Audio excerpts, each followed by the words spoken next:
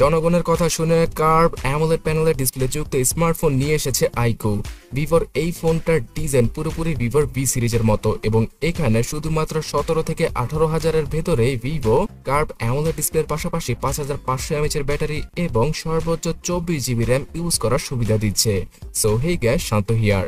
iQOO Z9s কি Z9 এর মতো মাথা নষ্ট করা একটা ডিভাইস হতে চলেছে, আর বাংলাদেশি বা কেমন প্রাইসে পাওয়া যাবে সবকিছু জানাচ্ছি। তার জন্য লাইক এবং সাবস্ক্রাইব করে শেষ পর্যন্ত দেখতেই থাকুন। গাইস, ভিভো খুব ভালো একটা টেকনোলজির মাধ্যমে এই iQOO Z9s কে অনেক বেশি লাইট ওয়েট করেছে। আর না হয় 5500 mAh এর ব্যাটারি থাকা সত্ত্বেও এই ফোনটার ওজন 180 গ্রাম। Z9s কে আনবক্স করলে পাওয়া যাবে 44 ওয়াটের charging brick, USB type C data cable, SIM ejector tool সহ একটা টিপল কেসকে ফ্রিতে দিয়ে দিয়েছে iQOO।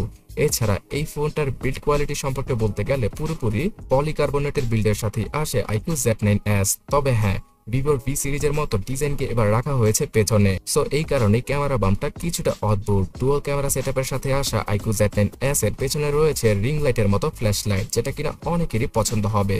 সো এইরকম ডিজাইন আপনাদের কাছে কেমন লাগে অবশ্যই কমেন্টে জানাবেন। ডিজাইনটা যেমনই লাগুক না কেন, ডিসপ্লেটা দেখে আপনি অবাক হতে বাধ্য। অনেকেই প্রেমে পড়ে যাবে প্রথম দেখায় iQOO Z9s এর ডিসপ্লেটাকে দেখে, বিকজ 1800 নিটসের পিক ব্রাইটনেস যুক্ত এই কার্ভ অ্যামোলেড প্যানেলের ডিসপ্লেটাতে রয়েছে ফুল এইচডি প্লাস রেজুলেশন আর 388 পিপিআই ডেন্সিটি। তাই অনেক বেশি ক্রিস্পি আর শার্প মনে হবে যে কোনো কন্টেন্ট দেখে। তার উপর দিয়ে মাখনের মতো 120 হার্জ রিফ্রেশ রেটকে ইউজ করেছে iQOO এখানে। সো অটোমেটিক এই রিফ্রেশ রেটটা সুইচ করতে থাকবে, যার মাধ্যমে কিনা ব্যাটারি লাইফটা অনেক বেশি পাওয়া যাবে। ওটিটি প্ল্যাটফর্মগুলো যেমন নেটফ্লিক্স, অ্যামাজন, এখানে এইচডিআর কন্টেন্টগুলো আপনারা ইজিলি দেখতে পারবেন। তাছাড়া সিকিউরিটি সেকশনে যে ফিঙ্গারপ্রিন্ট স্ক্যানারটা রয়েছে সেটা ডিসপ্লের নিচেই ফিট করেছে ভিভো, মানে আন্ডার ডিসপ্লে ফিঙ্গারপ্রিন্ট স্ক্যানারের সাথে আসা ভিভো Z9s এ রয়েছে সফটওয়্যার বেস ফেস আনলক। সফটওয়্যারের কথা যেহেতু বলছি, অ্যান্ড্রয়েড 14 এর সাথে আসা এই ডিভাইসটি অ্যান্ড্রয়েড 15 আর 16 এর আপডেট পেয়ে যাবে। তার পাশাপাশি 3 বছরের সিকিউরিটি প্যাচের আপডেট দিয়ে দিবে ভিভো। iQOOর এই ডিভাইসটাতে হট অ্যাপস এবং হট গেমস এর পাশাপাশি রয়েছে বেশ কিছু ব্লোটওয়্যার, যেগুলোকে কিনা রিমুভ করলে অথবা বন্ধ করে রাখলে ফোন চালিয়ে সবচেয়ে ভালো একটা ইউজার এক্সপিরিয়েন্স পাওয়া পসিবল। অন্যান্য ব্র্যান্ড যেখানে কিনা র্যাম ম্যানেজমেন্ট আর আপডেট দিয়ে ফোন নষ্ট করার মধ্যে ওস্তাদ, সেখানে ভিভোর iQOOতে যে ফন্টাস ওএসটা রয়েছে সেখানে তেমন কোনো বাগ ভালুকের দেখা পাওয়া যাবে না। ইনফ্যাক্ট অনেকগুলো ফিচার রয়েছে যেগুলো কিনা রেগুলার লাইফে যে কারো কাজে আসবে। ডায়মেনসিটি 7300 এই 4 ন্যানোমিটার নডের তৈরি করা চিপসেটটাকে ইউজ করেছে ভিভো। তো এর আন্তত বেঞ্চমার্কের স্কোর আপনারা স্ক্রিনে দেখতেই পারছেন। এর আগের যে ডায়মেনসিটি 7200 ছিল তার থেকে কিছুটা ডাউনগ্রেড করা হয়েছে এই 7300 কে। ইনফ্যাক্ট মিডিয়াটেক এখানে শুধুমাত্র নাম্বার গেমটাই খেলেছে। অনেকে মনে করবে যে iQOO Z9 থেকে iQOO Z9s এই স্মার্টফোনটা ভালো হবে পারফরমেন্সগত দিক দিয়ে, আসলে তেমনটা নয়। তবে যাই হোক, কার্ভ ডিসপ্লে যুক্ত স্মার্টফোন 17 থেকে 18,000 রুপিতে অফার করছে iQOO, এবং সেই বাজেটে ডায়মেনসিটি 7300 এই চিপসেটটা অতটাও খারাপ নয়। পাবজির মতো গেম 60 FPS এ অনায়াসে চলবে এই ফোনটায়। তাছাড়া ফ্রি ফায়ার লাভাররা সব গ্রাফিক্স হাই করে খেলতে পারবে ফ্রি ফায়ার গেমটি, এবং রেগুলার লাইফে ইউজ করেও তেমন কোনো ল্যাগ অথবা হ্যাঙ্গার দেখা পাওয়া যাবে না এই চিপসেটটার জন্য। স্টোরেজ সেকশনে 8GB এবং 12GB এই দুইটা র্যাম ভেরিয়েন্টের সাথেই আসে iQOO Z9s। এখানে পাওয়া যাবে 128GB থেকে শুরু করে 256GBর ইন্টারনাল মেমোরি, তাও আবার UFS 2.2 ক্যাটাগরির। সর্বোচ্চ 24GB র্যামকে ভার্চুয়ালি ইউজ করা পসিবল 12GB র্যামের ভেরিয়েন্টে এই ফোনটার ভেতরে। সো আমি মনে করি 8GB র্যামের ভেরিয়েন্টটা কিনলে কম প্রাইসের ভেতরে সবচেয়ে ভালো হয়, বিকজ এখানে র্যাম ম্যানেজমেন্টে তেমন কোনো প্রবলেমের দেখা পাওয়া যায়নি।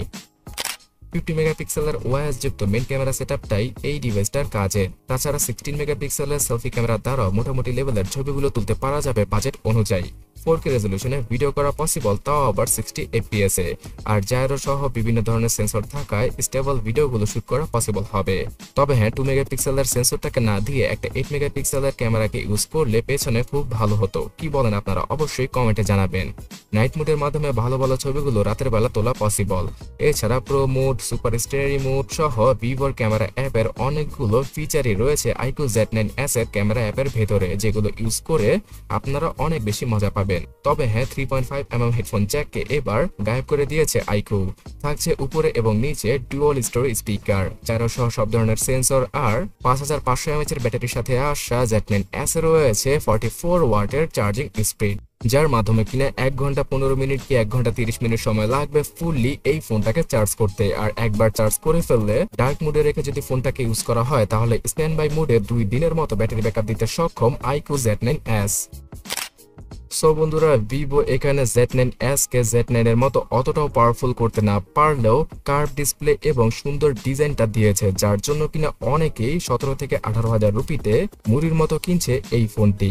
তাই বাংলাদেশের মার্কেটেও যখন কিনা ফোনটা আসবে 25 থেকে 30,000 টাকায়, তখন লো কোয়ালিটির ফ্ল্যাট ডিসপ্লে যুক্ত iQOO Z9 কে বাদ দিয়ে হয়তো অনেকেই এই মাথা নষ্ট করা কার্ভ ডিসপ্লে যুক্ত Z9s কে কিনে ফেলবেন। সো আগামী মাসে এই ফোনটা বাংলাদেশে চলে আসবে। ইনফ্যাক্ট বর্তমানে 19,000 রুপি নয়, 17 থেকে 18,000 রুপিতেই ভিভো সেল করছে তাদের iQOO Z9s কে ইন্ডিয়াতে, যেটা কিনা আসলে অ্যামেজিং।